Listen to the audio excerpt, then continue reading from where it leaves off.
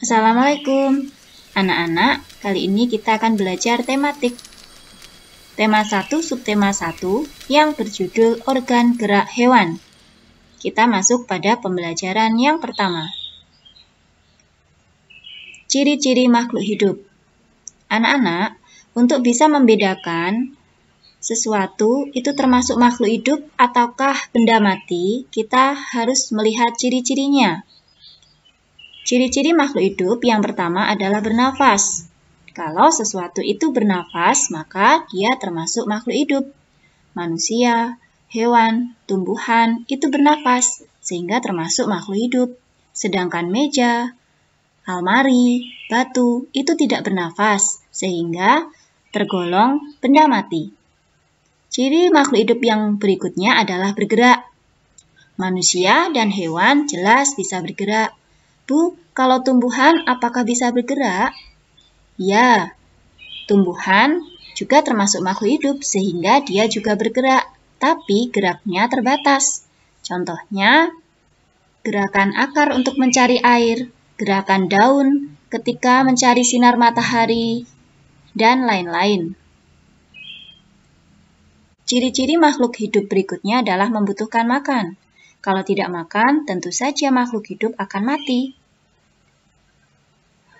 Tumbuh dan berkembang. Makhluk hidup itu bisa tumbuh menjadi besar, menjadi lebih tinggi. Dan makhluk hidup bisa berkembang biak, artinya memiliki keturunan, bisa beranak, bisa bertelur dan beranak. Ciri-ciri makhluk hidup berikutnya adalah peka terhadap perangsang. Misalnya, Vina, Bu Christine panggil, Vina. Tentu saja dia akan menoleh dan mungkin menjawab, iya Bu, dalam Bu. Ya, itulah berarti membuktikan manusia peka terhadap perangsang, bahkan menanggapinya dengan menjawabnya. Selain manusia, Bu, apakah tumbuhan juga peka terhadap perangsang? Ya, tentu saja karena dia juga termasuk makhluk hidup. Contohnya pada putri malu. Putri malu ketika disentuh, daunnya akan menutup. Nah, itu artinya dia peka terhadap perangsang. Itulah ciri-ciri makhluk hidup. Nah, pada kelas 5, tema 1 subtema 1 kita akan belajar khusus mengenai ciri-ciri makhluk hidup yang kedua, yaitu bergerak. Gerak artinya berpindah tempat atau perubahan posisi sebagian atau seluruh tubuh. Manusia dan hewan bergerak menggunakan organ gerak yang tersusun dalam sistem gerak. Organ gerak itu gunanya untuk apa sih? Macam-macam.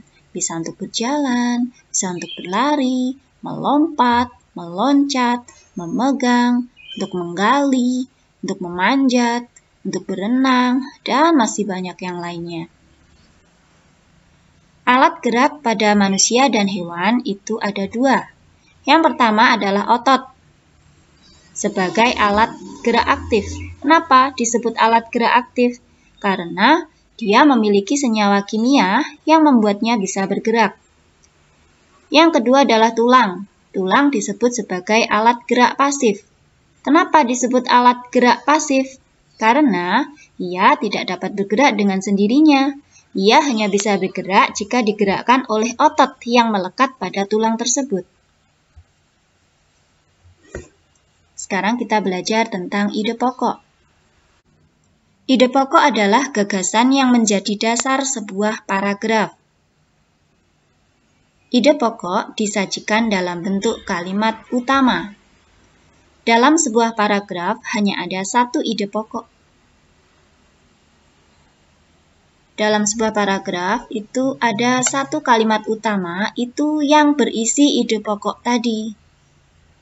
Dan dilengkapi dengan beberapa kalimat pengembang atau penjelas.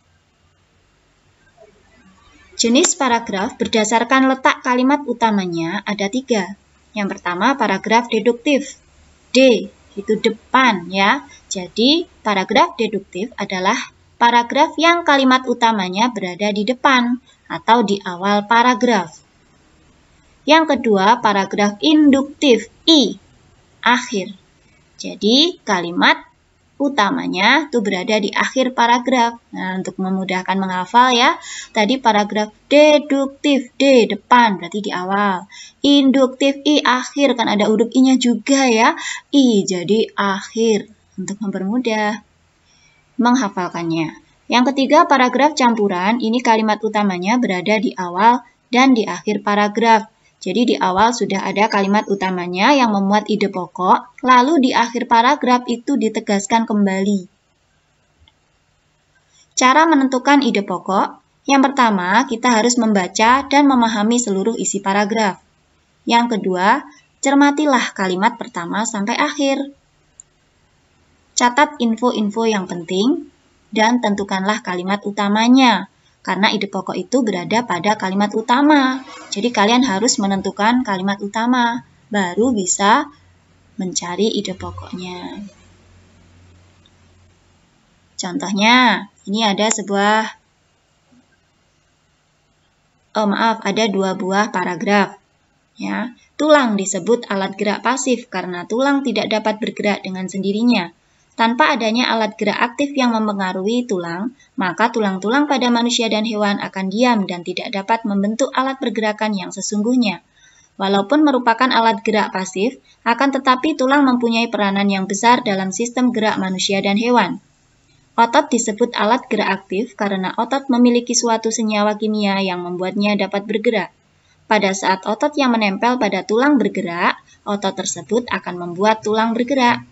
Nah, coba kita tentukan ide pokok paragraf yang pertama yang mana ya? Setelah kita tadi membaca keseluruhan, pada paragraf pertama itu yang paling penting, yang paling utama itu adalah pada kalimat pertama, yaitu tulang disebut alat gerak pasif karena tulang tidak dapat bergerak dengan sendirinya. Nah, kita sudah mengetahui kalimat utama, maka ide pokoknya berada di situ. Kita tentukan ide pokoknya, yaitu tulang merupakan alat gerak pasif. Pada paragraf yang kedua, tadi sudah kita baca, kita pahami. Ide pokok paragraf yang kedua yang mana ya? Ide pokok paragraf kedua itu apa ya? Kita tentukan dulu kalimat utamanya. Kalimat utamanya di sini yang paling penting ya adalah kalimat yang pertama ternyata. Otot disebut alat gerak aktif karena otot memiliki suatu senyawa kimia yang membuatnya dapat bergerak. Lalu kita tentukan ide pokoknya, yaitu otot merupakan alat gerak aktif. Sekarang bagaimana mengembangkan ide pokok menjadi sebuah paragraf? Yang pertama adalah dengan membuat kalimat utama. Setelah itu kita buat kalimat-kalimat pengembangnya atau penjelasnya.